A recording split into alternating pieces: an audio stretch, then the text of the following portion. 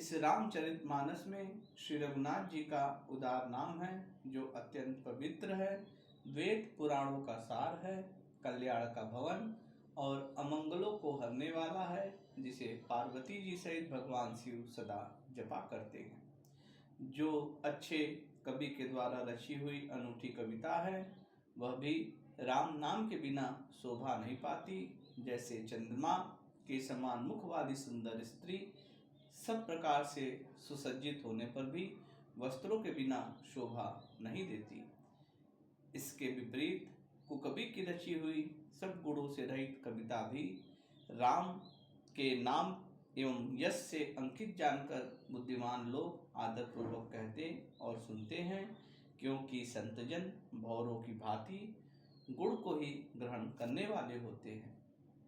यद्यपि मेरी इस रचना में कविता का एक भी रस नहीं है, तथापि इसमें श्री राम जी का प्रताप प्रकट है। मेरे मन में यही एक भरोसा है, भले संग से भला किसने बड़प्पन नहीं पाया। धुआं भी अगर के संग से सुगंधित होकर अपने स्वाभाविक कड़वेपन को छोड़ देता है।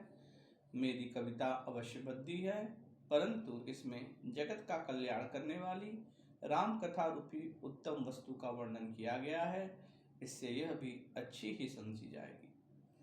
तुलसीदास जी कहते हैं कि श्री रघुनाथ जी की कथा कल्याण करने वाली और कलयुग के पापों को हरने वाली है।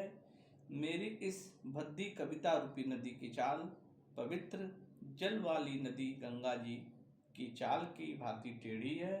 प्रभु श्री रघुनाथ जी के सुंदर यश के संग यह कविता सुंदर तथा सज्जनों के मन को भाने वाली हो जाएगी।